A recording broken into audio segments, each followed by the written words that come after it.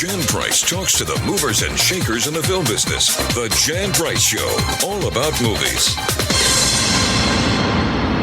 You're listening to the Jan Price Show, and today my guest is producer-director Amir Amirani, and we're going to be talking about his brand new documentary entitled We Are Many, which is the never-before-told story of the largest demonstration in human history and how the movement created a small band of activists that changed the world. Welcome to the show, Amir. Thank you very much. It's a pleasure to be with you. Oh, it's a pleasure to have you on the show. This documentary is so timely and it's so well done. You tell me what sparked your interest in doing this, and let's tell the audience a little bit about what that largest demonstration was. Absolutely. And when it happened. So the demonstration happened on the 15th of February, 2003, which was a Saturday, and it was against the Iraq War. And what was interesting about it was that it was the first global demonstration and the first demonstration before a war started to try and stop it from happening. And, you know, for me, I was in Berlin in the week before the Berlin Film Festival. I'd actually been selected to make a short film there. And incredibly, I was filming with Dennis Hopper and Wim Wenders, and my film, The whole thing finished, and I was thinking, and I knew the protest was in the air. I was thinking, okay, you know, should I go back to London or should I be in Berlin? And I thought, you know, well, I'm here. Let me just go here. And you know, it was spectacular. I think it was probably my first real protest, and it was huge. You know, I think it was 500,000 people. Anyway, it was amazing. I went back to London, but when I got back to London, what was really interesting was so many of my friends who I never had down as being protesters were talking in such excited terms, saying, "Oh God, Amir, you have no idea what you missed. You know, it was enormous, you know, here." And I thought, wow, this is unusual. And then I felt, I'm so sad I missed it in London. And both that feeling of feeling sorry I missed it and seeing my friends' reactions in ways that I didn't expect made me think there is something going on here with this story. And I kept coming back to it and so scratching my head and reading about it and researching it, and discovering that, wait a minute, it wasn't just London, it wasn't just Berlin, it was worldwide. And lo and behold, it was the biggest protest in history. And a light bulb went over my head, and I thought, that's a story. How does the biggest protest in history happen? And moreover, what does it mean when something like that happens? And I knew that at that point that I had to make a film about it. It just seemed like a gift of a story as a filmmaker. And then in the back of my mind was another factor, which was this story needs to be told. It's not that I want to make it. It's also that I need to make it, or rather it needs to be told because history needs to record this moment. Yes. And, you know, what's interesting is it has spawned, as you also talk about and show in your film, many other protests throughout the last 17 years that have gotten bigger and stronger over that time period. You wanted this film to be finished before the 10th anniversary. And so talk a little bit about that and why that ended up being a blessing that it wasn't completed at that point in time. Absolutely. You know, the film industry and all sorts of the media love anniversaries. So I was thinking, okay, when I started making the film in 2006, I thought, okay, well, you know, we've got time to get it, you know, ready for the 10th anniversary. But, you know, when I started, and I researched it for about 4 years between 2006 and 10, and I was still trying to do other work while I was researching it. And then finally I thought, okay, I've found enough. Let me go try to raise funds. Now, previously I'd made films for the BBC and Channel 4, and I thought, okay, well, if I've done most of my work for the BBC, that they might be interested in this. But, you know, I didn't get any kind of love from from them. No funding whatsoever. I tried Sundance, I tried the Ford Foundation, I tried the British Film Institute. I mean, you name it, I tried it. And I couldn't get anywhere. And, you know, Kickstarter was just coming in. And I thought, well, what do I have to lose? I'll try it. And in 2011, I started a campaign on it. And long story short, we did raise some money, got some amazing people involved. Yes. Richard O'Brien, who was the creator of the Rocky Horror Show, put some money in. The co-inventor of Google Maps, Jens Rasmussen, put some money in. The comedian and actor Omid Jalili in the UK, who's been in The Gladiator and The Mummy and so on. Anyway, they came involved. It wasn't much, but it was enough to get started, and then more money came in. So we thought, okay, let's go. Let's try and reach 2013, the 10th anniversary. But the anniversary came, and we didn't have enough money to finish. And so I was kind of downhearted, and we had to down tools. I had to think, where do I go to raise more money? And as we were doing that, the whole story of Syria unfolded. It was unfolding on the TV screens. And I remember one night I was watching it on television, and they announced that there was going to be a demonstration. And I thought I've got to go to that. And as it happens, in the intervening period, the British Parliament voted against going into war in Syria, followed immediately, literally, by the Obama administration saying, we're going to throw it to Congress. And Congress said no. And that became the bookend. So, it was fortunate in a way that we missed our deadline, because it meant the film had a resolution. And the reason it had a resolution and came full circle was because in the British Parliament, MPs stood up and said, because of what happened in 2003, because we cannot go to our voters again after what happened in 2003, we're not going to vote to approve this war. And so there was a connection between the popular protest against the Iraq war and what happened in 2013. And that gave me, fortunately, the ending of that film. So sometimes, things that you think are going to be bad turn out to be good. Exactly. That's why I said it's like a full circle moment. And it did. It gave you a wonderful ending, because I'll be honest, I marched in that march in 2003. Wow. Nice. So I was one of the people. That's why I was very interested in your film. And I'll tell you a quick funny story. I was living in Salt Lake City at the time, and we had marched from our city hall to our state capitol. And my sign that I had was of a young Iraqi girl, a child carrying, with the head dress on, carrying like her food in the top of her, of her headdress. And after the march, and there were quite a few people. I mean, Salt Lake is very conservative, as you may or may not know.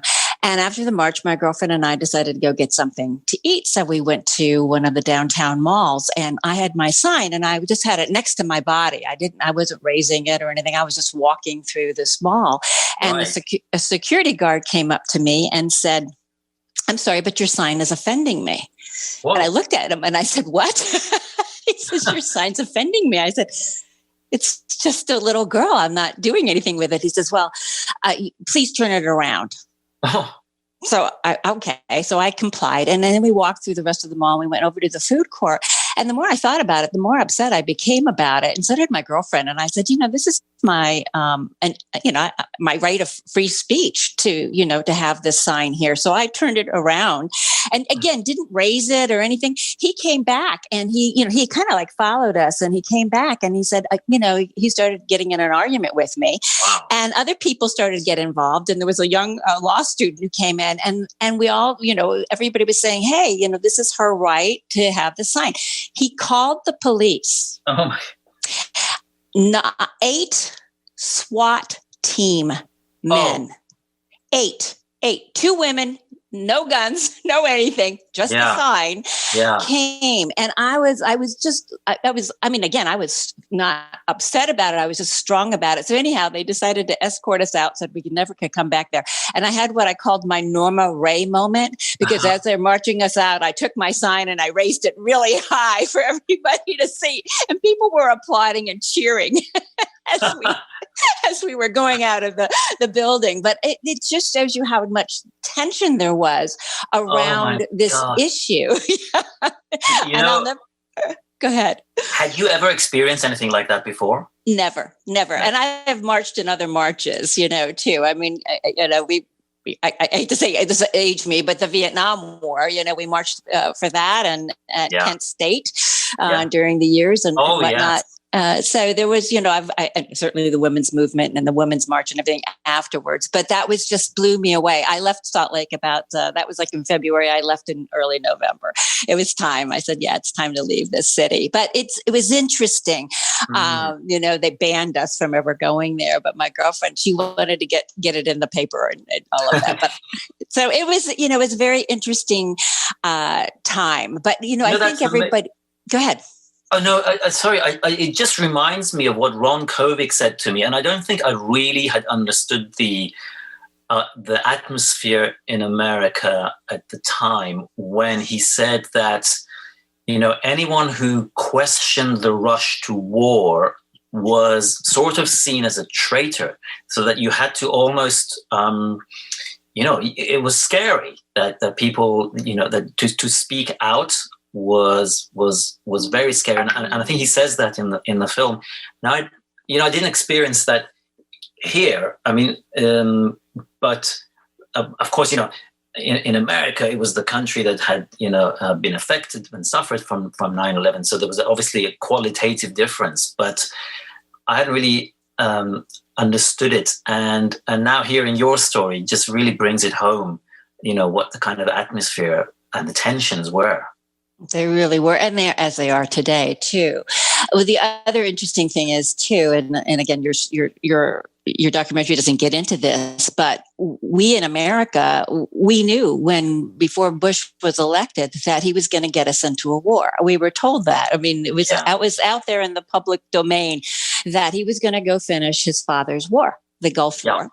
And so we knew that. So when 9/11 happened, it just gave him the excuse to go forward. And of course, there was all this, patriotism and everything that was going on in our country and around the world. But we were still against this war because we knew that Iraq didn't have anything really to do with it.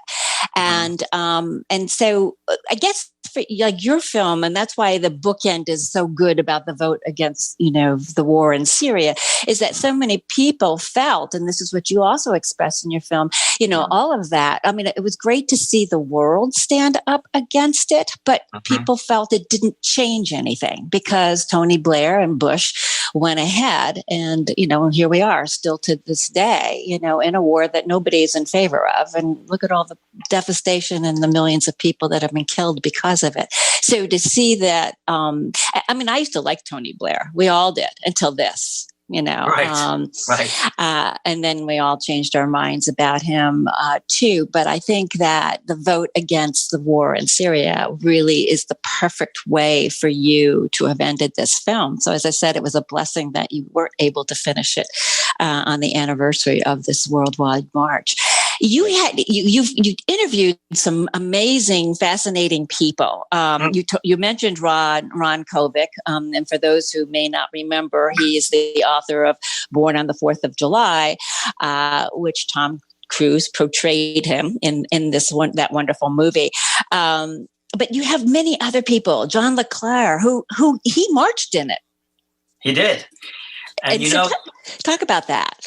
Yeah, absolutely. It's a really fascinating story because I remember one day coming across an article that said John le Carré had been on this protest, and he talked about it with a kind of passion that was extraordinary. And I think there was even a clip on Democracy Now!, like a short clip or something. I don't recall who he gave the interview to, but I just recall it was him and what he said. And I'd actually finished a version of the film, and I for the festivals, but before it was in actual theaters. And I wrote to John le Carré. By sheer coincidence, somebody I knew was related, and I wrote a handwritten letter to him and said, by the way, the background to this is that he had given an interview on Channel 4 News here, one of the leading news programs, saying, I will never again give another filmed interview. So knowing that, I still wrote to him saying, I know you have said this. I'm a great admirer of you and your work. I've made this film about which you spoke so passionately in a previous article. Would you look at the film that I've cut and would you consider an interview. So, I was really going into something where I thought, how am I going to do this? He wrote back and he said, send me something to look at. And long story short is this went back and forth in a written correspondence for about a year. And finally he said, I will give you an interview as long as I can see how you use it in the film to give consent. And, I went down, he lives in this amazing place in Cornwall, and we filmed the interview, which just was scintillating. And I came back, I edited it into the film. I took it round to him at his home in London. And then the same afternoon, he wrote back in an email and he said, thank you, I've watched the film. And then this, I got a little moment of, he said, like everybody else in the film, I'm sure I'm proud to be in such a fine film. And I thought, wow, that's high praise coming from John le Carré. Yes. And, hopefully people will watch the film and see it. And I think what's really interesting about it is that, generally with protests, we think that it's the usual suspects. It's, activists. It's certain kinds of, pejoratively, hippies and things. And what was interesting was that someone like John le Carré, who was a spy, who was part of the intelligence services, one of the greatest thriller spy writers in the world, and actually, when he's a fine man. He was on the protest like so many other people. It cut across all kinds of demographics and all walks of life. This was a unique event that brought in the whole world were opposed to this outrageous war, and he symbolized in a way how unusual this protest was, and I was so glad to have him in the film. Oh, yes. And he's absolutely wonderful in the film, as is everyone. This film is so well done, Amir. It really is. It's beautifully put together, the way you have edited it and all of the interviews that you were able to incorporate in this, all this great footage too. You have Jesse Jackson in this film, Danny Glover, Ken Loach, even Mark Oscar. Rylance. Yeah, I was going to say Oscar-winning actor Mark Rylance. Let's talk about some of the people that you did, because you've got Dr. Hans Blix, who's a former UN weapons inspector. You've got all kinds of wonderful people in this film. Talk a little bit about how you attracted the other people that came to speak in this film, who actually marched too. Yeah, absolutely. It was each one had a different story. So I'll tell you that I interviewed 110 people in 7 countries around the world. Wow. And 54 of them, 56 of them are in the film. Now, ordinarily when you watch a documentary, it's usually about a single person, or it might be a handful of people. At the most you might get, 15, 20 people. And that's regarded as a lot. And there's 56 in this film. And I'd like to think that when you watch it, it doesn't feel that way. And I knew... No, it doesn't. And you saying that there's 56 people that you interviewed, I'm sort of surprised, because it doesn't feel that way. Right. Go ahead. Yeah, yes. So each one has a different sort of story. I knew only one person when I started. It was the politician here, Tony Benn, who I'd interviewed a couple of times before for the BBC.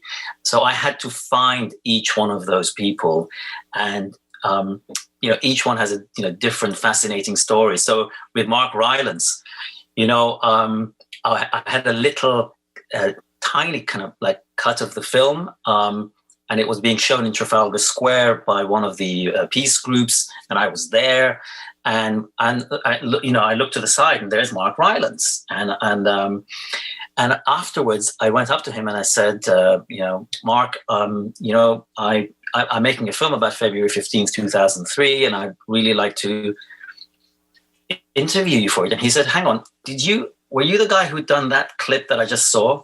And I said, yeah. He said, I watched that and I was weeping. And I said, oh, wow. Gosh, I said, so, he said, here's my details, contact me, we'll do the interview.